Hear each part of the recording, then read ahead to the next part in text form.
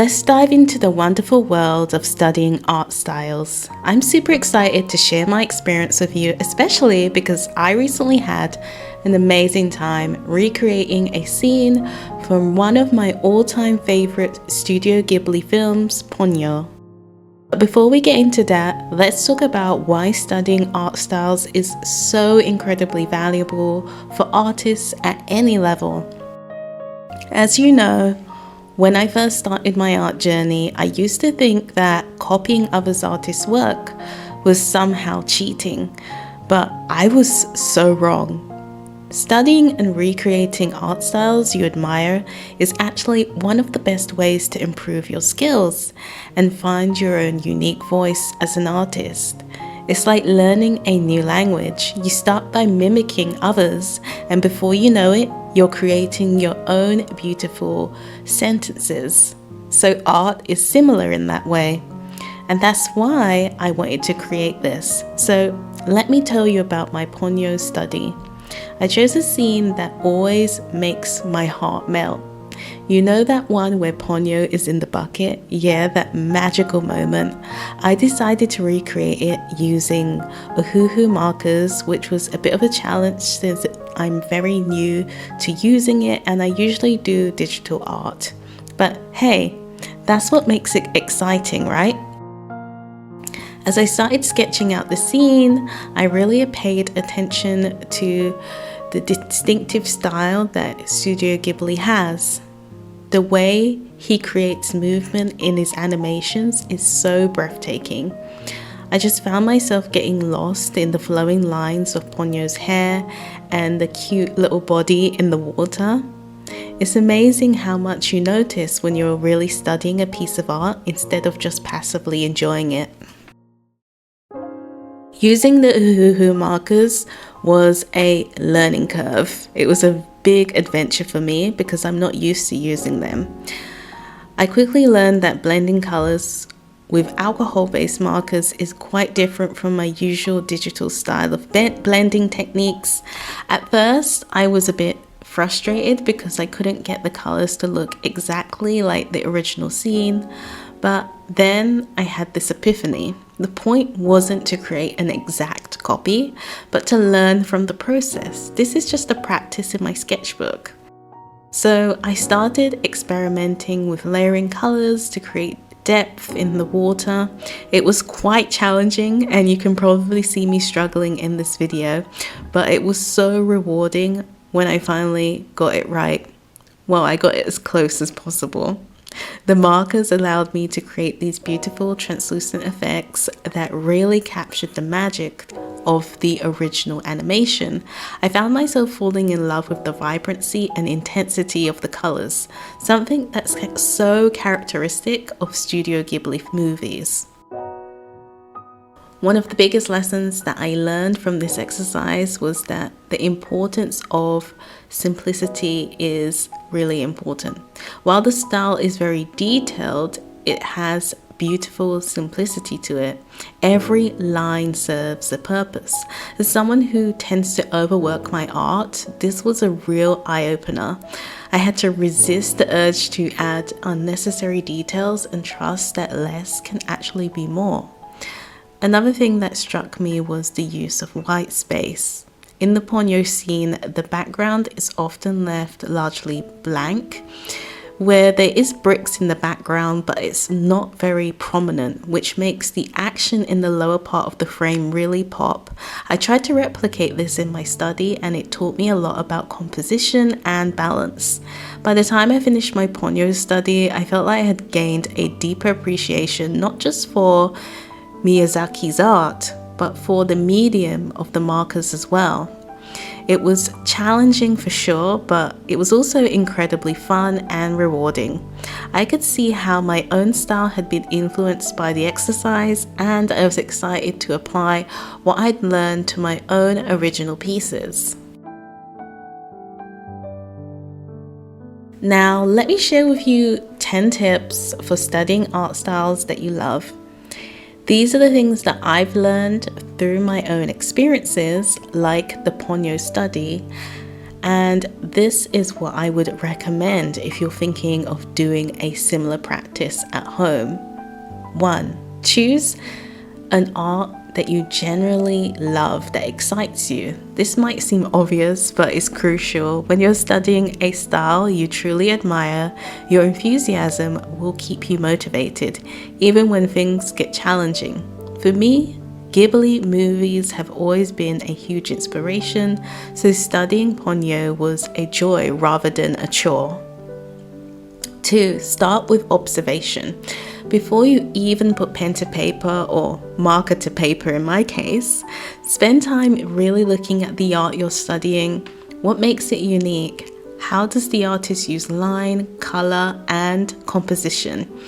In the Ponyo scene, I spent a good chunk of time just analyzing how Miyazaki created the illusion of movement and the play of the light on the water.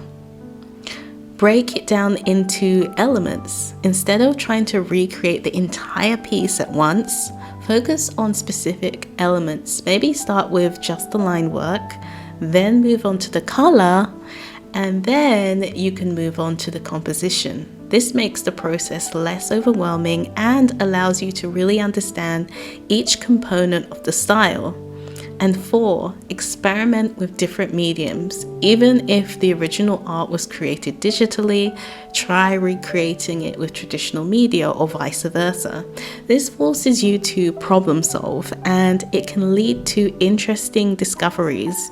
Using markers for my Ponyo study gave me a whole new perspective on color and blending. I still have a lot to learn, but overall it was interesting. 5. Don't aim for perfection. Remember that the goal isn't to create an exact copy, but to learn and grow. Be kind to yourself. If the study doesn't look exactly like the original, focus on what you've learned from the process instead. 6. Take notes. As you're working, jot down observations, techniques you've discovered, or things you find challenging.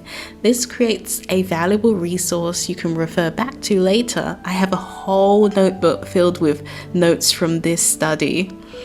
7. Try a series. Instead of just one study, try recreating several pieces in the same style. This helps you internalize the style more deeply and understand its nuances. After my Ponyo study, I'm planning to recreate more scenes from Studio Ghibli movies to really get the feel for the studio style. Comment below what other scenes you think I should try out. Number 8, blend styles. Once you've studied a few different styles, try combining elements from each to create an original piece. And this is a great way to start developing your own style. I'm excited to incorporate some of Miyazaki's approach to movement and color in my own work. And 9, share and discuss. Don't be afraid to share your studies with other artists, and getting feedback and discussing your process can really provide new insights. I had a lot of fun sharing this process on Instagram, so follow me over there if you are not on my Instagram page yet. I'll leave it linked in the description. And 10, apply what you've learned. The ultimate goal of studying other people's styles is to improve your own art. After each study, create an original piece that incorporates something that you've learned.